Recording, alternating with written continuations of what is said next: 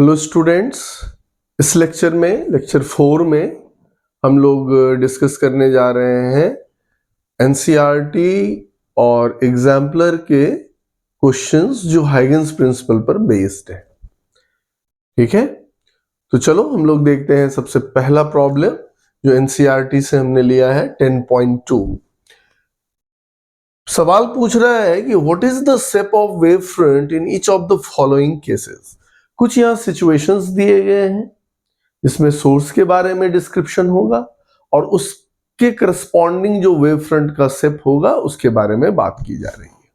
तो जो पहला सवाल है वो क्या कह रहा है कि light diverging from a point source, एक पॉइंट सोर्स से जो लाइट डाइवर्ज आउट हो रहा है उसके लिए कैसा वेव फ्रंट होगा।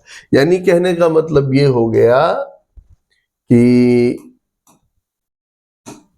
ये एक पॉइंट सोर्स है और इस पॉइंट सोर्स से जो लाइट रेज डाइवर्ज हो रहा है, ये लाइट रेज है ना, ये डाइवर्ज हो रहा है, हमने इधर नहीं बनाया है, ड्रॉ किया है। तो इसके जो वेव फ्रंट्स होंगे वो कैसे होंगे।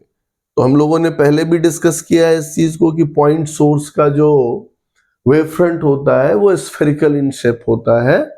और यहाँ ये भी हम लोग देख सकते हैं कि ये जो रेज है इस रेज पर परपेंडिकुलर होगा और ये रेज रेडियल डायरेक्शन में है, तो वेव फ्रंट्स कैसा होगा, स्फेरिकल होगा, ये है ना। तो ये कैसा वेव फ्रंट बनाएगा, स्फेरिकल।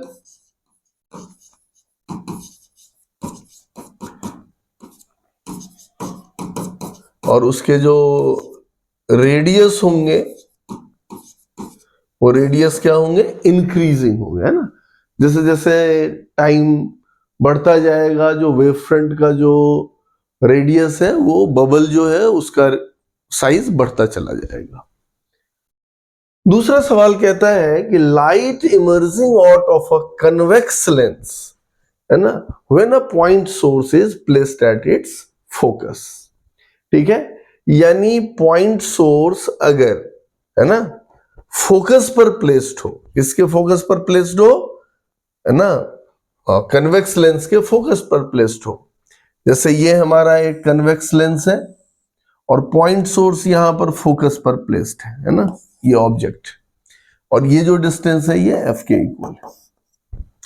इसका क्या मतलब हुआ, इसका मतलब ये हुआ कि अगर हम रे डायग्राम की बात कर ले, है ना, ये भी एक बढ़िया तरीका है कि हम पहले रे डायग्राम देख लें और रे डायग्राम से वेव फ्रंट पर आ जाए।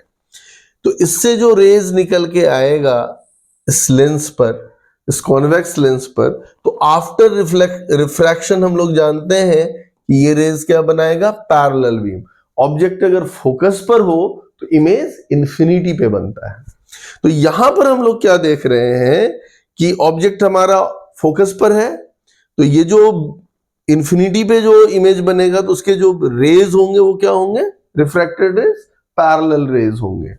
तो अब यहां पर ध्यान दो कि अगर हम इंसिडेंट वेव फ्रंट्स की बात करें तो इंसिडेंट वेव फ्रंट यहां पर क्या होगा, स्फेरिकल इन शेप होगा, राइट।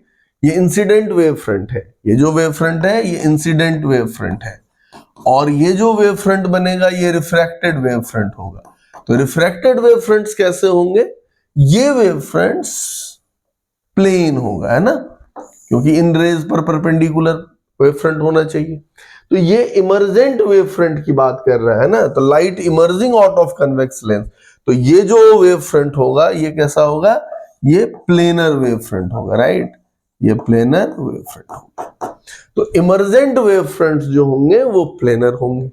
आई बात समझ में। अब देखो तीसरा सवाल क्या कह रहा है, the portion of the wave front of light from a distant star intercepted by the earth. अब ध्यान दो, यहां पर यह कह रहा है कि ये एक स्टार है और ये काफी दूर है, कहां से, यहां अर्थ के सरफेस से, ये हमारा अर्थ का सरफेस है ना। तो ये स्टार कैसा होगा, ध्यान से सुनना, ये स्टार एक पॉइंट सोर्स की तरह बिहेव कर रहा है ना, ये क्या है, एक पॉइंट सोर्स है। और यहां से जो अर्थ की डिस्टेंस है ये काफी दूरी है ना। तो मैंने क्या बताया था कि एक पॉइंट सोर्स जो वेव फ्रंट क्रिएट करता है, ऑफ कोर्स वो स्फेरिकल वेव फ्रंट क्रिएट करता है, लेकिन अगर हम काफी दूर चले जाएं तो यहां पर जो वेव फ्रंट होगा वो प्लेनर वेव फ्रंट बना लेगा, है ना। क्यों ऐसा होगा? क्योंकि बहुत दूर से जो रेज आ रहा होगा, ध्यान से देखना, बहुत दूर से जो रेज आ रहा होगा, भले ही ये रेज डाइवर्जिंग है ना, लेकिन काफी दूर पर जाने पर अगर हम लोग बहुत डिस्टेंट पॉइंट पर अगर चले जाते हैं तो ये सारे रेज हमें पैरेलल अपीयर हो जाएंगे, है ना। इसीलिए इसका जो वेव फ्रंट बनेगा वो प्लेनर वेव फ्रंट हो जाता है, इसीलिए डिस्टेंट वेव फ्रंट प्लेनर हो जाएगा। तो यहां पर बच्चों हम लोगों ने क्या देखा, देखो कि ये जो तीन अलग अलग प्रॉब्लम्स थे, जैसे point light diverging from a point source, इसका अगर वन लाइनर या फ्रेज में आंसर करने को बोला जाए तो हम क्या बोलेंगे कि इसका जो वेव फ्रंट होगा कैसा हो जाएगा, स्फेरिकल हो जाएगा, है ना। और इस केस में जो वेव फ्रंट होगा कन्वेक्स लेंस से इमर्जेंट, इसमें क्या हो जाएगा, प्लेनर हो जाएगा, है ना। और इस केस में भी क्या हो जाएगा, अभी अभी हम लोगों ने डिस्कस किया, इसमें भी क्या हो जाएगा, प्लेनर हो जाएगा। तो वन वर्ड आंसर अगर करने को बोला जा रहा है तो इसमें हम लोग प्लेनर बोलेंगे। ओके, चलो हम लोग फिर फर्दर देखते हैं। कहता है कि 10.13 में हमने जो मेन प्रॉब्लम का स्ट्रक्चर है वो लिखा है, प्रॉब्लम थोड़ा लंबा है। तो कह रहा है कि use Huygens principle to deduce that a point source placed in front of a plane mirror produces a virtual image whose distance from the mirror is equal to the object distance from the mirror।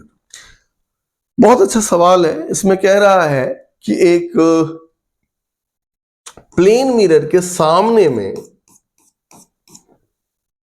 एक point source रख दे, ठीक है, और हमें पता है कि plane mirror के सामने में जितने डिस्टेंस पर हमने यहां, मान लो d डिस्टेंस पे हमने यहां ऑब्जेक्ट रखा, तो प्लेन मिरर के पीछे उतनी ही डिस्टेंस पर इसकी करस्पॉन्डिंग इमेज बनेगी, है ना। ये हम लोग फैक्ट के रूप में जानते हैं, लॉज ऑफ रिफ्लेक्शन के रूल से भी जानते हैं।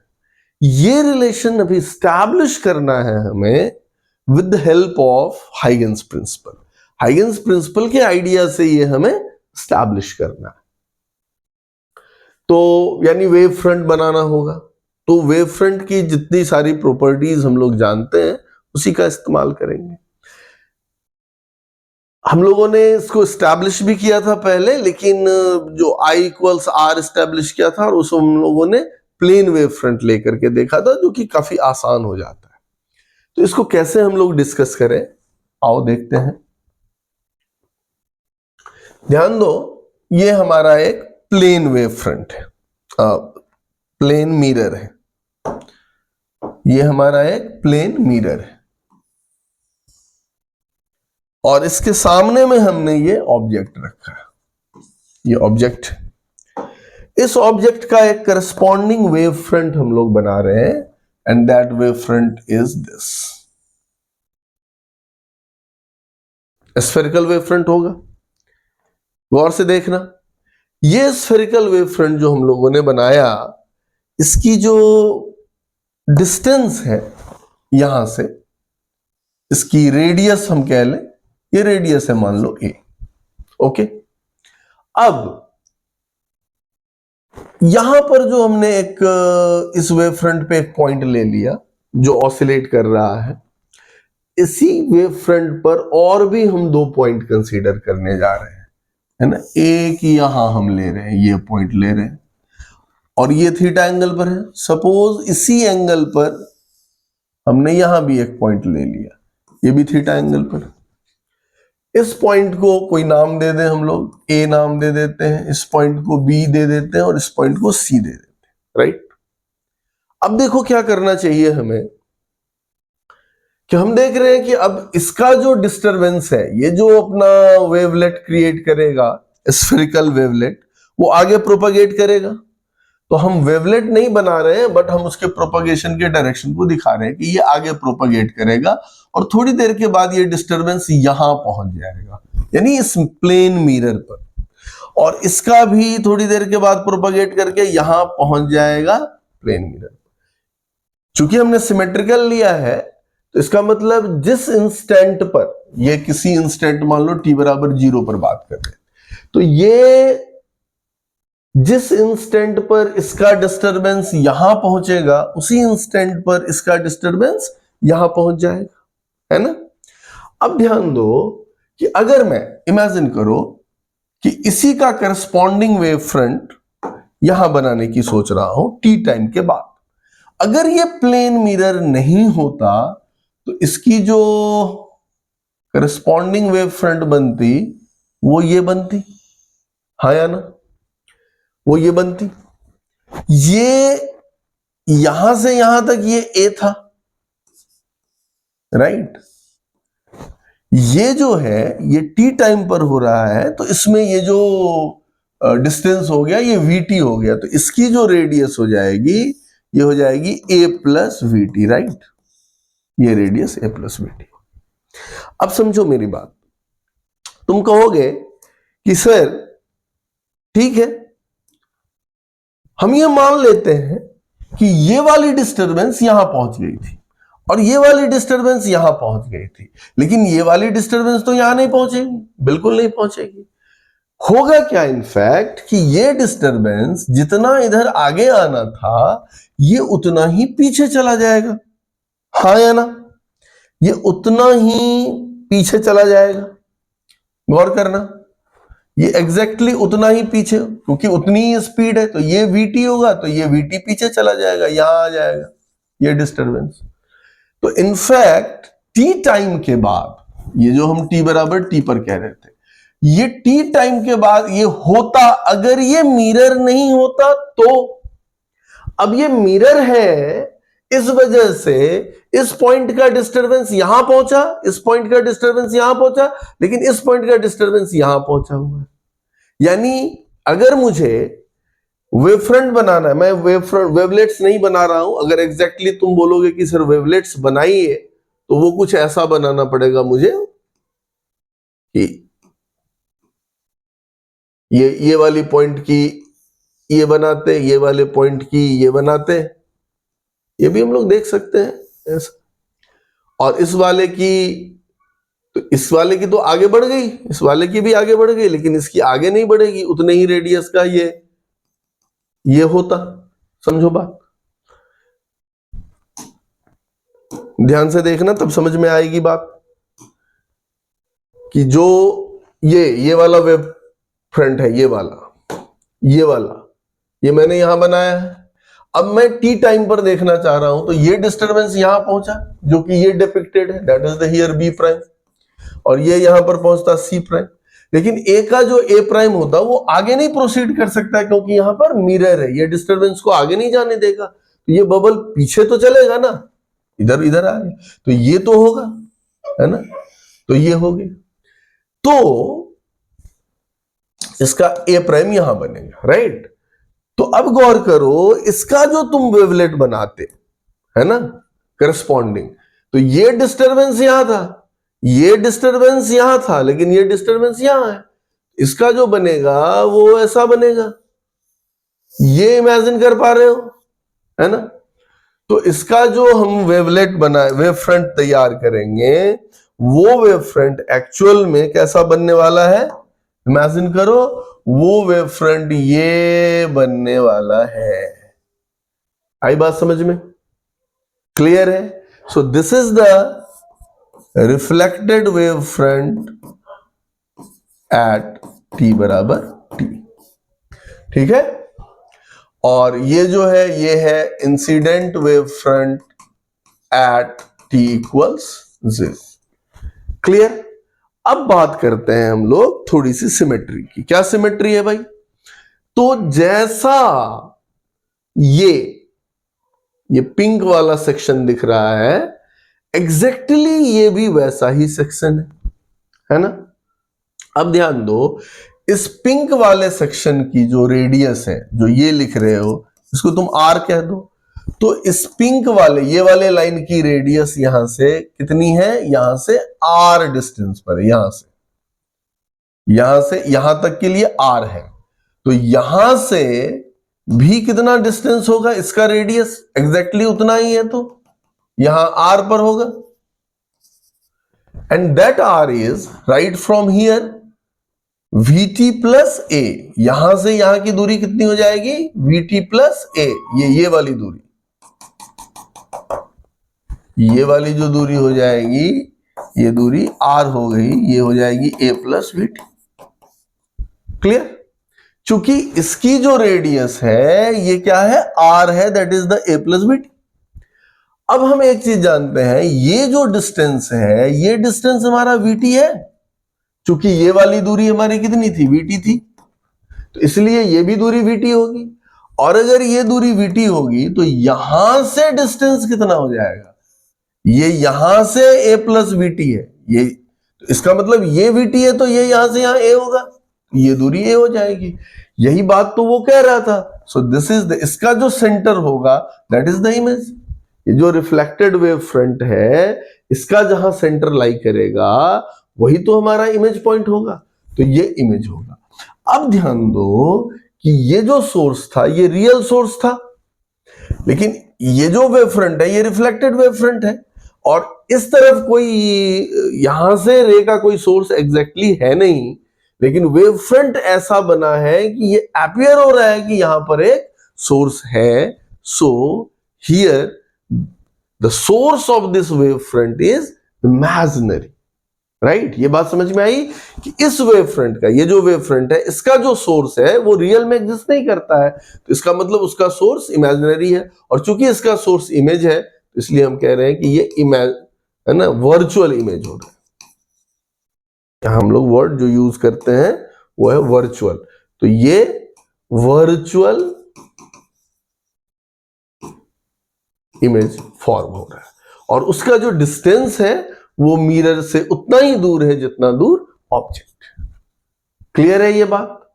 अगर किसी तरह का कोई डाउट हो तो आप कमेंट सेक्शन में बेझिझक पूछ सकते हैं, एंड आई विल ट्राई कि हम वहां पे आपको बता दें, या फिर अगर हमको इसके लिए अलग से भी वीडियो बनाना पड़ेगा तो मैं उसको अलग से क्लैरिफिकेशन का एक वीडियो बना दूंगा। ओके, तो हम लोग आगे बढ़ते हैं। अब हमने जो सवाल लिया है वो NCERT एग्जाम्पलर का प्रॉब्लम है। कह रहा है क्वेश्चन कि for light diverging from a point source, है ना, और डाइवर्ज करता हुआ, तो इसमें 4 ऑप्शन है, इनमें से कौन से ऑप्शन सही है? हो सकता है चारों के चारों सही हो, चारों गलत हो, या कोई 2 3 कुछ भी, यानी मल्टीपल करेक्ट टाइप है ये। तो इस तरह के क्वेश्चन इवन बोर्ड एग्जाम में आ सकते हैं, नीट में आ सकते हैं, जेईई मेंस में आ सकते हैं, इवन इन एडवांस भी आ सकते हैं, है ना, फॉर्मेट थोड़ा बहुत चेंज करके। अब क्या कह रहा है, the wave front is spherical. फिर कह रहा है the intensity decreases in proportion to the distance squared. The wave front is parabolic. फिर कह रहा है the intensity at the wave front doesn't depend upon the distance. तो इनफैक्ट ये पूरा सवाल 2 इंफॉर्मेशन पर बेस्ड है, कि एक पॉइंट सोर्स है और इस पॉइंट सोर्स के जो वेव फ्रंट्स हैं, ठीक है, इस पॉइंट सोर्स के जो वेव फ्रंट्स हैं उसका शेप क्या होगा। वो पॉइंट सोर्स से डाइवर्ज करता हुआ जा रहा है तो शेप क्या होगा। अब ये तो हम लोगों ने बहुत शुरू में ही पढ़ रखा है, इस केस में शेप क्या हो जाएगा, स्फेरिकल हो जाएगा। अब शेप पे 2 ऑप्शन था, या तो शेप स्फेरिकल होगा या पैराबोलिक होगा। एक्चुअल में वर्ड पैराबोलिक नहीं होना चाहिए। पैराबोला जो होता है एक लीनियर स्ट्रक्चर होता है, और वेव फ्रंट एक 3D स्ट्रक्चर है, तो पैराबोलॉइड होना चाहिए। बट एक्चुअल में क्वेश्चन में पैराबोलिक है तो मैं उसमें कुछ नहीं कर सकता, होना चाहिए पैराबोलॉइड। ओके, तो स्फेरिकल ही होगा, यानी ये ऑप्शन हमारा करेक्ट है। अब बात आती है इंटेंसिटी की, तो हाउ इंटेंसिटी वेरीज। अब इसमें भी इस प्रॉब्लम में एक छोटा सा गड़बड़ी है कि हाँ, इंटेंसिटी कांस्टेंट नहीं होगा, ये बात श्योर है, इसकी इंटेंसिटी इन जनरल कांस्टेंट नहीं होगी, लेकिन होगा एग्जैक्टली क्या, ये डिपेंड इस बात पर करता है कि जो सोर्स है, पॉइंट सोर्स है, उसका पावर क्या है। सपोज करो कि पावर अगर कांस्टेंट हो, इस पॉइंट सोर्स का पावर क्या है, कांस्टेंट हो, तब क्या होगा सोचो। तो यहां से मान लो r डिस्टेंस पर हम इंटेंसिटी चाह रहे हैं, तो इंटेंसिटी क्या हो जाएगा, power by surface area of wave front, right. क्योंकि पूरी एनर्जी जो है उस पॉइंट सोर्स से निकलने वाली, वो कहां फैलेगी, वेव फ्रंट पे फैलेगी, और वेव फ्रंट है स्फेरिकल, यानी उस स्फेयर के सारे पूरे सरफेस पे फैलेगी। तो इंटेंसिटी क्या हो जाएगा, I by surface area of, sorry, power by surface area of wave front, so power bye 4 pi r square. ठीक है, अब यहां पर ध्यान देना कि इंटेंसिटी, अगर पावर कांस्टेंट है, ध्यान से सुनो, अगर पावर कांस्टेंट है तो इंटेंसिटी क्या हो जाएगी, एक्चुअली मुझे ये नीचे लिख देना चाहिए, तो दैट मच बेटर।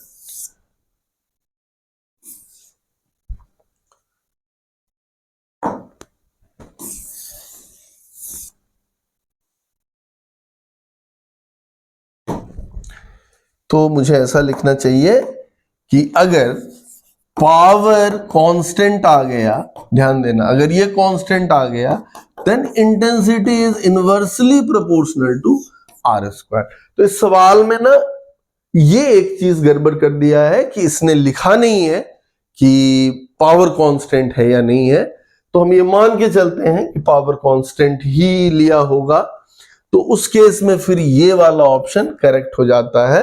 अगर मैं यहां पर थोड़ा सा करेक्शन कर दूं सवाल में कि the intensity decreases proportion to the distance squared if power is constant, ये बात हम लोग ऐड कर रहे हैं प्रॉब्लम में। तो फिर यहां पर दो ऑप्शन करेक्ट है, ये गलत हो जाएगा और ये गलत हो जाएगा, राइट। तो आंसर क्या आ जाएगा, ए और बी हो जाएगा। ओके, आई होप कि समझ में आया होगा। और चूंकि प्रॉब्लम एग्जाम्पलर का है ना, लेकिन कई बार क्वेश्चन डिजाइन करने में कुछ चीजें छूट जाती हैं, तो हम लोग वहां पर हमको अपने विवेक से काम लेना पड़ेगा कि हम किस तरीके से सोच रहे हैं। वैसे इन जनरल अगर बोला जाए तो फिर ये बात गलत हो जाएगी कि ये हमेशा सही नहीं होता है। ओके, कंडीशनल है ये। चलिए अगले सवाल में चलते हैं हम लोग। कहता है कि is Huygens principle valid for longitudinal wave. ध्यान दो, वेव चाहे लॉन्गिट्यूडनल हो चाहे ट्रांसवर्स हो, वेव चाहे लॉन्गिट्यूडनल हो चाहे ट्रांसवर्स हो, हाइगेन्स प्रिंसिपल इज ऑलवेज वैलिड।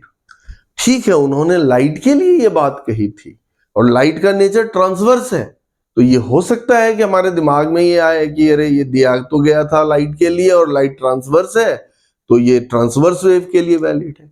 लेकिन ये बात हमें समझनी पड़ेगी कि जब हाइगेन ने ये प्रिंसिपल बताया था, हमें नहीं पता था कि लाइट ट्रांसवर्स वेव होता है, हमें कुछ नहीं पता था लाइट के वेव कैरेक्टर के बारे में, है ना। इनफैक्ट हमें तो ये भी नहीं पता था कि लाइट वेव है भी या नहीं है। वहां तो दो लोगों ने दो अलग अलग जंक्शंस लिए, एक ने लाइट को वेव माना और एक ने लाइट को पार्टिकल माना।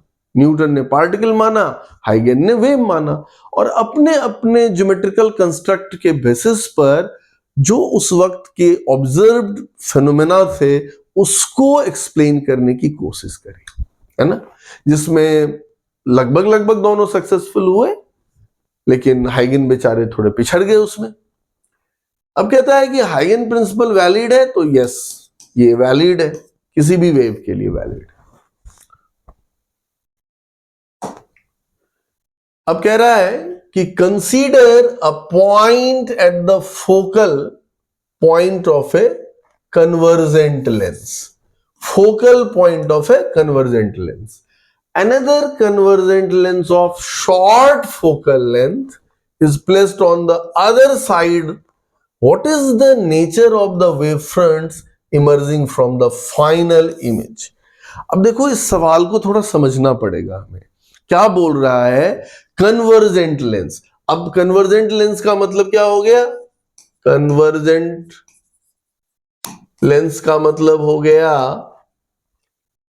Convex lens.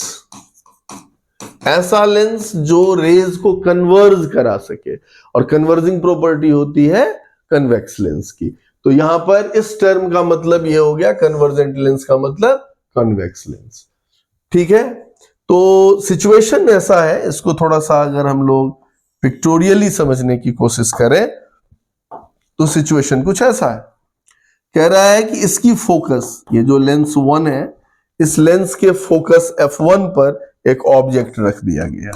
ठीक है, यहां जो पॉइंट बोल रहा है ये ऑब्जेक्ट की तरह सोचना होगा आपको। अब क्या कह रहा है? Another convergent lens of short focal length is placed on the other side। ठीक है, यानी इस ऑब्जेक्ट के दूसरे तरफ यहां पर एक दूसरा लेंस रख दिया गया है L2, जिसकी फोकल लेंथ शॉर्ट है, छोटी है। What is the nature of the wavefronts emerging from the final image? तो अब सबसे पहले तो हमें इसमें यह देखना पड़ेगा कि इसकी जो रे डायग्राम है वो कैसे बनेगी। तो इस ऑब्जेक्ट से जो रेज इस लेंस पर इंसिडेंट होगा, ध्यान देना, इस पॉइंट सोर्स से जो रेज इंसिडेंट होगा इस लेंस पर, क्योंकि ये फोकस पर है, तो ये जो इसकी जो बीम हो जाएगी वो पैरेलल हो जाएगी, और ये पैरेलल बीम इंसिडेंट हो रहा है इस सेकेंड लेंस पर, और इसकी फोकल लेंथ शॉर्ट है। इसका मतलब ये यहां पर कन्वर्ज हो जाएगा इसके सेकेंड लेंस के फोकस पर, दैट इज ईयर f2 पर। हाँ या ना? ये बात समझ में आई पहले। अब ये देखो कि अगर हम सारे वेव फ्रंट्स को डिस्कस करने की कोशिश करें, हालांकि करने की जरूरत नहीं है, क्योंकि एग्जामिनर ने हमसे सिर्फ ये पूछा है कि यहां जो क्या बोला है कि what is the nature of the wave fronts emerging from the final image. Final image से जो वेव फ्रंट्स इमर्ज हो रहा है उसका शेप क्या होगा, राइट? तो इसका जो वेव फ्रंट है वो स्फेरिकल होगा, जिसका सेंटर यहां होगा। यहां जो वेव फ्रंट बनेगा वो पैरेलल होगा या प्लेन वेव फ्रंट होगा, और यहां जो वेव फ्रंट बनेगा वो अगेन क्या होगा? स्फेरिकल हो जाएगा। ठीक है, तो यहां से जो इमर्ज कर रहा है, अगर तुम आगे भी प्रोसीड करना चाहो तो कोई इशू नहीं है। अगर तुम इस रेज को प्रोसीड भी करोगे तो कैसा बनने वाला है? वैसा ही बनने वाला है, राइट? तो ये स्फेरिकल ही बनेगा, है ना? तो इसमें भी कैसा बन जाएगा? स्फेरिकल। ठीक है, ये प्लेन। ठीक है, पूछा यही था, लेकिन हम लोग सब डिस्कस करते हुए चल रहे हैं। ओके, अब आइए, अब क्या कह रहा है कि what is the shape of the wave front on earth from sunlight. अब फिर ये सवाल वही है जो थोड़ी देर पहले हम लोग एनसीईआरटी का क्वेश्चन डिस्कस कर रहे थे। ये हमारा सन है ना, और ये हमारा अर्थ है जहां हम लोग बात कर रहे हैं, और इसके बीच का जो डिस्टेंस है वो क्या है? काफी ज्यादा है। तो चूंकि लार्ज है, ये सन का जो वेव फ्रंट होगा वो सन के नजदीक में कैसा होगा? स्फेरिकल होगा, है ना?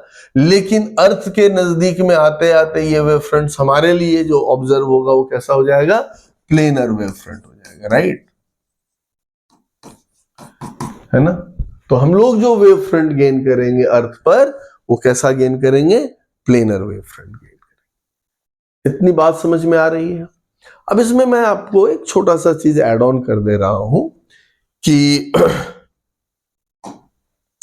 कई बार एग्जामिनर कुछ इन्हीं तरह की चीजों को डिमांड कर रहा होता है अपने प्रॉब्लम में, लेकिन उसको हम लोग वेव फ्रंट के तौर पर सोचने में कई बार तकलीफ हो जाती है ना? तो मेरा ये सुझाव होता है बच्चों को कि आप पहले रे डायग्राम इमेजिन कर लीजिए और उसके करस्पॉन्डिंग आप वेव फ्रंट देख लीजिए, तो आपके लिए काम करना बहुत आसान हो जाएगा। ठीक है, अब जैसे मान लो कह देगा कि एक यहां पर लेंस दे दिया, ठीक है, यहां पर एक ऑब्जेक्ट है और इसका करस्पॉन्डिंग इमेज मान लो यहां बन रहा है।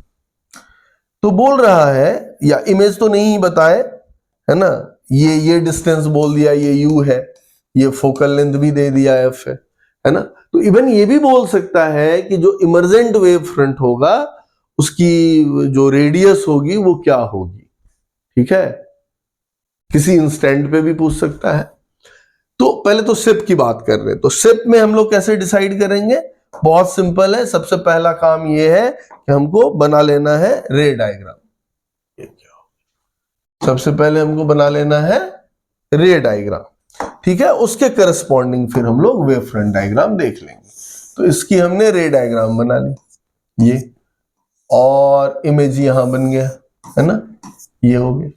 तो अब हमको क्लियर दिख रहा है कि यहां पर अगर हम लोग वेव फ्रंट डायग्राम की बात करें तो इसका स्फेरिकल हो जाएगा और इसका भी स्फेरिकल हो जाएगा, है ना। लेकिन इसके स्फेयर का सेंटर यहां होगा और इसके स्फेयर का सेंटर यहां होगा। अब अभी जैसे थोड़ी देर पहले देखे थे हम लोग, ऐसा भी कर सकता है कि ये कन्वेक्स लेंस है ना, ऑब्जेक्ट जो है वो इन्फिनिटी पे ऑब्जेक्ट जो है वो इन्फिनिटी पे है ना। तब बोलेगा बताओ क्या करोगे। तो ऐसी परिस्थिति अगर हो तो हम कैसे सोचेंगे, ऑब्जेक्ट अगर इन्फिनिटी पे है तो क्या हमें सोचना चाहिए, बोलो, कि इसके जो रेज होंगे वो क्या हो जाएंगे, पैरेलल रेज हो जाएंगे इसके, है ना। और जो रिफ्रैक्टेड बीम होगा वो कैसा हो जाएगा, कन्वर्जिंग हो जाएगा, किस पॉइंट के लिए, फोकस के लिए, ठीक है। अब इसके करस्पॉन्डिंग अगर तुमको वेव फ्रंट डिजाइन करने के लिए बोला जाए तो बहुत आसान लगेगा कि यहां पर जो वेव फ्रंट होगा ये क्या हो जाएगा, प्लेनर वेव फ्रंट हो जाएगा, और यहां पर जो वेव फ्रंट हो जाएगा वो स्फेरिकल हो जाएगा, which is concentric with the focus, ठीक है। इतनी बात समझ में आ रही है। अगर मान लो यहीं पे लेंस ऐसा कर दे, ये बोले कि नहीं नहीं एक कनकेव लेंस है, राइट, ये कनकेव लेंस है, और यहां पर हम लोग जो है सो ऑब्जेक्ट जो है, ऑब्जेक्ट वो इन्फिनिटी पे है। अब बताओ क्या होगा। तो हम फिर से इसमें रे डायग्राम की बात सोच रहे हैं, और यहां पर पैरेलल बीम हो जाएगा हमारा। एक मिनट,